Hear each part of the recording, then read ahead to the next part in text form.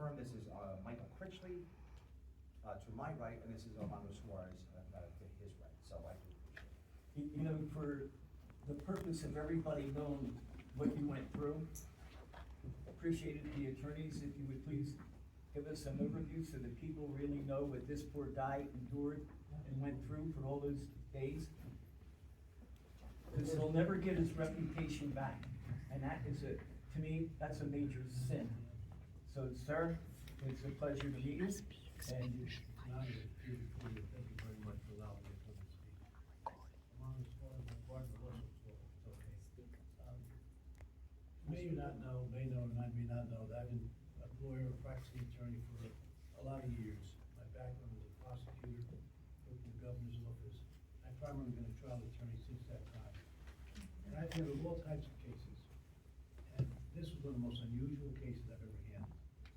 If you ever want to talk about how the system is broken, how someone could almost be crushed by oppressive prosecutors, either as a result of misjudgment or intentional wrongdoing, someone can absolutely destroy someone's life.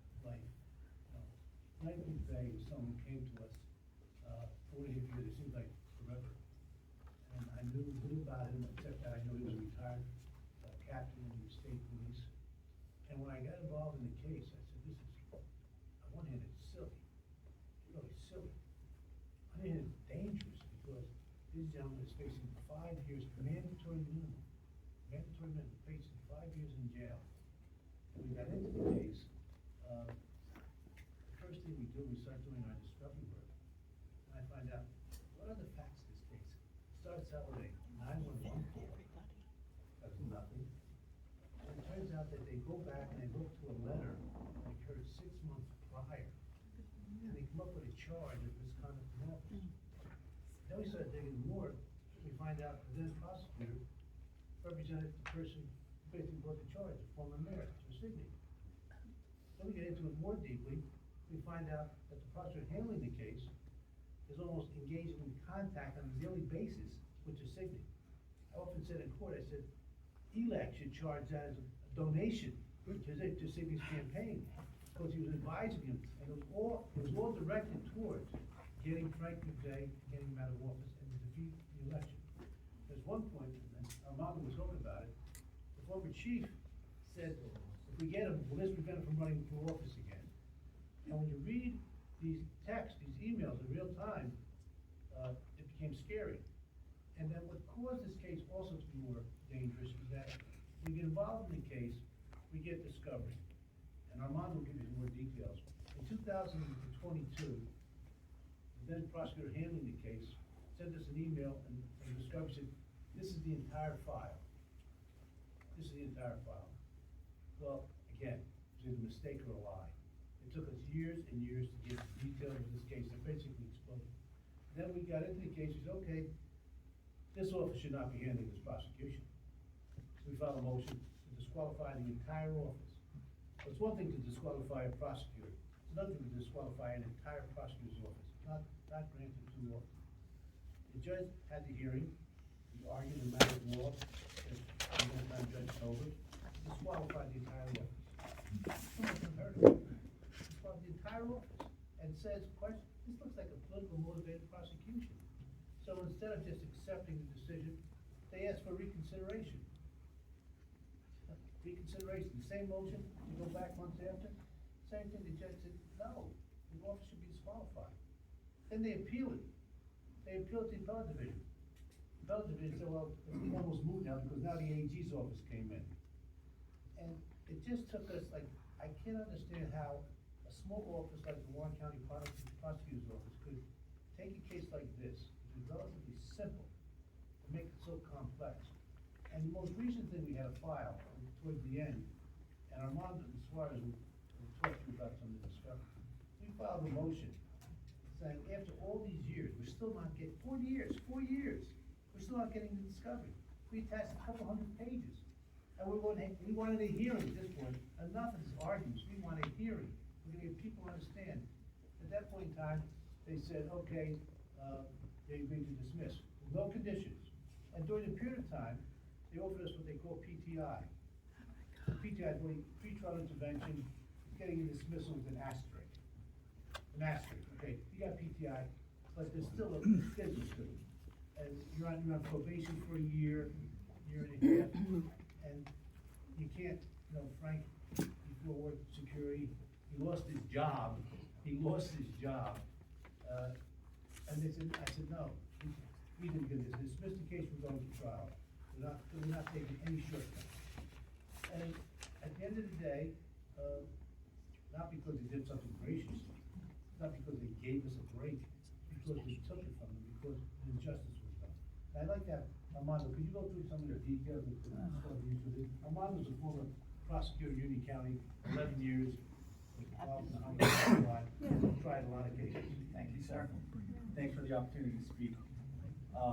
Just to put a finer point on one thing that when we came in, it may have been touched before. Aside from the consequence of the incarceration that Frank McVeigh was facing, there was another collateral consequence that was extremely real in this case, which was a lifetime ban of ever serving again in a public capacity. Aside from the incarceration that was possible, that Frank was facing, that was the true motivation. In my mind, that was the true motivation behind this prosecution. As the discovery trickled in, after letter after letter after letter that we sent to that prosecutor's office, knowing that there was more in there, having to pry every single page that we ever got over the course of years. And we're entitled as a matter of right. Hundreds, if not thousands of pages worth, which was not tendered to us until late summer of 2024, only after the Attorney General's office came in and superseded the Warren County Prosecutor's office, only after James Pfeiffer resigned, only after First Assistant Prosecutor Anthony Robinson resigned. That is the only time we received text messages, despite asking for them for years, since 2022, call it June of 2022, we began asking for this discovery. Text messages between Chief Stetner and the prosecutor's office, members of the prosecutor's office. Text messages between James Pfeiffer, who, although no support was ever provided to the court, despite litigating it to the appellate division, no support was ever provided for the statement or the position that the prosecutor's office took, which was, well, James Pfeiffer was recused from jump. He had no role in this case, any decision-making in this case, nothing. Only after the two individuals that spearheaded that prosecutor's office and the investigation into Frank McVeigh left, did we get text messages between the first assistant prosecutor, who, as Mr. Critchley mentioned, was wearing many hats over the course of this prosecution and investigation. One of the first things that you're taught in baby prosecutor school, when you first become a prosecutor school, you go through a number of hours of training. One of the first things that you're taught is that you never ever speak to a witness or a potential witness by yourself. Why? Because that makes you a witness. That makes you, the assistant prosecutor, a witness. Not only did this assistant prosecutor and the state in this case engage in conversations with prosecutor Pfeiffer, which you would expect him to have. But once he put on another hat and played detective, exchanging these text messages with the alleged victim, Mayor Tresigny, the other witness in this case, the catalyst for bringing these charges against Frank McVeigh, then Chief Stetner. The text messages are in a number of our filings, but they're really telling as to the motivation behind this prosecution. First Assistant Prosecutor Robinson exchanged hundreds of one-on-one text messages and emails with then Mayor Tresigny. Mayor Tresigny had a direct line to then Prosecutor Pfeiffer. His former client. his former client. When this 911 incident came about, along with a number of other incidents in the past, the typical course to make sure everybody's on the same page when something happens is that if it's daytime working hours, you call the prosecutor's office, you call the Phillipsburg Police Department, and you get an individual who's on call, who's working in a capacity that day to receive calls as they come in. Mayor Tersigni bypassed that. He had a direct line to his former counsel, James Pfeiffer, and he used it, and he used it frequently. We know that. We know that before the 911 call ever happened, we know that First Assistant Prosecutor Robinson, and this was only turned over to us after a new assistant prosecutor came in after he resigned.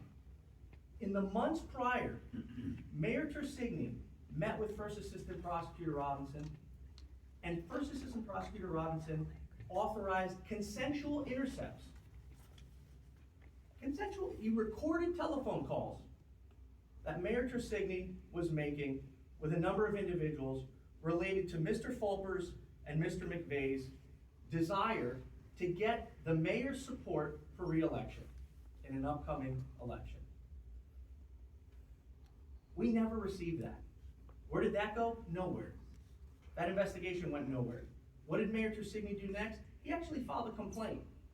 He filed a complaint with the Phillipsburg Municipal Court. Harassment. One of the things that he included in that complaint was the email that Frank McVeigh had to fight almost 4 years to clear his name over. Makes it 5 years in jail. And a mandatory bar from ever serving in any public capacity ever again. That very email went before a municipal court judge for consideration for a disorderly persons or petty disorderly persons harassment charge. That municipal court judge said, I'm denying this. You don't have a basis in law to bring this. There's something called the First Amendment. This doesn't constitute harassment. That decision, that complaint was never brought to our attention until the late months of 2024. After that approach, that tactic failed, what did then Mayor Tersigni do? He called up his former counsel again later that summer when this 911 call came through. Chief Stetner, what did he do? He called up James Pfeiffer, and that was the end. That was the end that they needed. That was the horse that they were going to ride in on to try to get Frank McVeigh off of the ballot for re-election. Because right around that time period, when this all went down, was when Frank McVeigh for mayor signs went up in town. It all coincides with this political climate and what was going on at that time and the motivations to have a very competent political adversary eliminated as his competition. If you have any specific questions. I don't know some of the content of the text. This is the content, the section. Chief Stetner to First Assistant Prosecutor Robinson. I'm quoting, is this something that would force McVeigh out of office? Robinson, in a subsequent text to Stetner, one-on-one text messages. Didn't want to put this in an email to your PD, police department email, but it looks like they, referring to McVeigh and Fulper, are trying to set you up. After then Prosecutor Pfeiffer allegedly formally recused himself from the matter, First Assistant Robinson stood up in court on a number of occasions and said, hold on, Prosecutor Pfeiffer wasn't involved in any decision related to this case. He didn't approve even the press release. No involvement whatsoever. Turns out that they exchanged numerous text messages about obtaining evidence, strategy in terms of the investigations into Mr. Fulper and Mr. McVeigh, responses to inquiries from the press and the public, updates regarding Mr. McVeigh's indictment and court appearances. There is even an email exchange that we received in the fall of 2024 wherein completely contrary to First Assistant Robinson's representation, that Prosecutor Pfeiffer had nothing to even do with the press release, there's an exchange of the draft press release from First Assistant Robinson to James Pfeiffer, and then we never received the attachment, but presumably a response email from James Pfeiffer to First Assistant Robinson with an attached press release back, presumably with edits. But according to Prosecutor Robinson, Prosecutor Pfeiffer had nothing to do with the press release. They spoke about Judge Tober's opinion regarding the disqualification of the office, and they even exchanged messages regarding the then pending appeal before the appellate division. So one of the things that we continuously, repeatedly kept requesting were the text messages between Robinson and Tersigni, because we knew, based on the discovery, that a number of communication, dialogue was happening between these two individuals on a repeated basis. Only after Judge Tober disqualified the entire prosecutor's office, despite us requesting this information for years, only after the issue was litigated did we finally get text messages. Those text messages included text messages from and between Mayor Tersigni, the then First Assistant Prosecutor, and vice versa. Some of those messages read as follows. In August of 2021, just days after Mr. McVeigh was arrested, Robinson texted Tersigni, and I'm quoting, "I imagine they're spiraling. They're spiraling. One of their guys has been charged criminally, and they want revenge. Just stay the course." In November of 2021, the day after Robinson issued the press release regarding Mr. McVeigh's indictment, Robinson texted Tersigni, quote, "Any word from Fulper, etc., since we went public with the McVeigh indictment? This is just the beginning. So let me know if you hear from anyone." Interestingly, or of note, in November of 2021, Mr. Fulper publicly called for then Mayor Tersigni's resignation over what Fulper described at that time as Tersigni's pattern of abusive mistreatment of municipal employees, specifically female municipal employees, which led to resignations. In December of 2021, Robinson texted Tersigni, "I suppose Fulper's out of office soon, though. That's worth something." Sure enough, in November of 2022, Robinson and the WCPO, prosecutor's office, indicted Fulper, true to their word, as inferred from their text messages.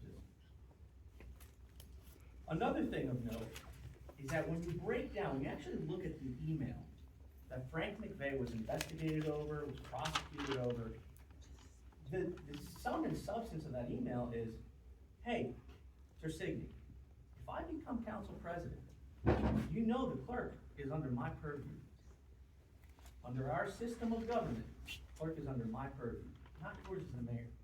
And since I know how you treat these female employees, if I get a whiff, if I hear that you are going down and you're mistreating these female employees in the clerk's office, I'm gonna be in your office in 2 seconds. That's it. That's what it was. That was the threat, they said. And P.S., if you go and you complain to the town attorney about this, well then I'm gonna splatter all over social media what everybody in town already knows. That was it. In November of 2024, as I'm sure I'm not telling anyone in this room anything that they don't already know, but this town authorized public access to a May 2022 investigation report authored by O'Toole Scrivo. Law firm. Concerning an investigation commissioned to make findings of fact and conclusions regarding workplace misconduct on the part of then Mayor Tersigni. And what's included in that report is so telling. And it's so telling because under the statute in which the prosecutor's office tried to prosecute, tried to incarcerate, tried to eliminate Mr. McVeigh from ever serving in a public capacity again, there's a provision spelled out in the statute. If you read all the way down, He says, hey, by the way, there's an affirmative defense. A person who takes these actions, which above are otherwise deemed unlawful, if a person takes these actions because they have a reasonable belief that this action is necessary to protect someone, they're not guilty of this offense. It's not unlawful. So, going back to what I said was the sum and substance of what that email was. This report by O'Toole Scrivo included complaints that as Mayor Tersigni verbally abused town employees and created a hostile work environment. And according to the report, there were credible allegations that Tersigni engaged in intimidating and inappropriate behavior, including acts of alleged hostility prompted by conflicts he had with two political rivals at the time, Frank McVeigh and Robert Fulper. And that Tersigni's behavior, quote, became increasingly aggressive as the November 2021 municipal election year. And the firm found, O'Toole Scrivo found, that, quote, any animosity harbored by Mayor Tersigni was spurred by political conflict with others that he took out on those with whom he closely worked. And the firm concluded that there were concerns about the nature of Tersigni's conduct in the workplace and his treatment of his subordinate, and that meaningful intervention is necessary. Meaningful intervention is necessary to ensure that the type of conduct alleged does not occur in the future. Exactly what Frank McVeigh was telegraphing, was forecasting to Tersigni was going to happen if he became council president. This is not going to happen any longer. We're not going to lose any more qualified employees at the clerk's office. You're not going to mistreat any more female employees. Because now I'm going to have an ability to tell you, no. You want to go speak to them? Speak to them through me. And that's how we ended up. That's how Frank McVeigh ended up where he was, and thankfully no longer is.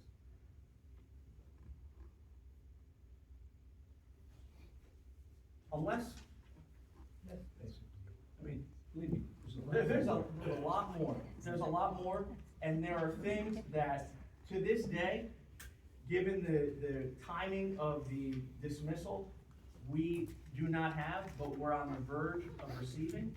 Namely, I'll end it with this. In the mountain of additional discovery that we received after Robinson and Pfeiffer resigned, there was deep within one of the later productions a single email from Chief Assistant Prosecutor Kevin Brotzman to the court regarding the McVeigh matter, where Brotzman represents to a staff court member, I don't have anything to do with this case. I'm recused. I have a conflict with this matter. Why did this raise a red flag for us?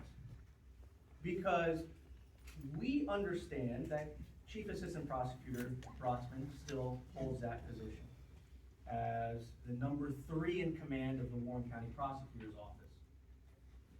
He held that position under James Pfeiffer and under Anthony Robinson during the pendency of the investigation and prosecution of Mr. McVeigh. The very first time that we heard of a conflict was when we received this email. So we sent a request to Chief Assistant Prosecutor Brotzman asking to please be informed of the nature and the basis of the conflict. for us to be informed. Tell us, why are you conflicted from this? Why? We never received a response. In subsequent conversations with the new assistant prosecutor, I'll refer her to her as, who subsequently dismissed the case, we said we'd like to speak with Prosecutor Cardone about this case. See if we could get a fresh set of ears and eyes on this. And we were told that's not going to happen because Prosecutor Cardone has a conflict and is recused from this case. At which point we said, if the entire front office, as it was comprised when the investigation and prosecution of Frank McVeigh initially began, was conflicted out of the case, as ruled on by Judge Stover, and the entire front office, as it was currently comprised, at least as of a month or so ago, was conflicted out of this case, who, based on Judge Stover's ruling, who at the Warren County Prosecutor's Office did not have a conflict with this case? We do not know. But interestingly, just by keeping a pulse on what was going on with other cases in this county, we came to know of a case called State versus Lutz. And in State versus Lutz, which was a part of our motion papers that we filed back in March, that Mr. Critchley referenced, and one of the bases why we asked for a hearing, was because in that case, then Prosecutor Pfeiffer made a representation to the court that Chief Assistant Prosecutor Brotzman, in that case, the Lutz case, was conflicted. It had nothing to do with the case. Didn't have anything to do with the case.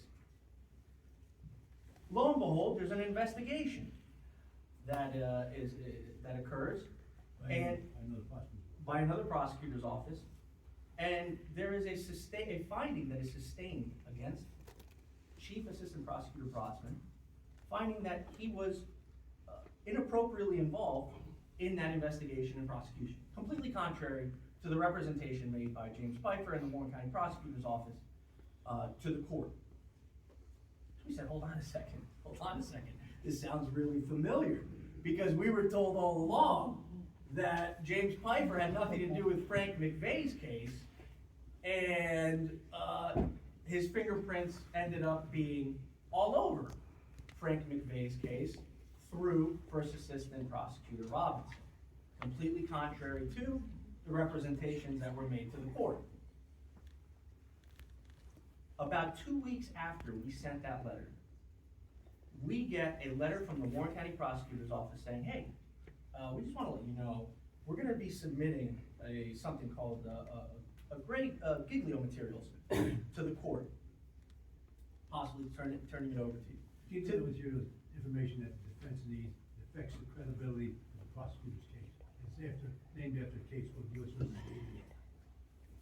To this day, we do not know, based on the timing of that dismissal, what that was.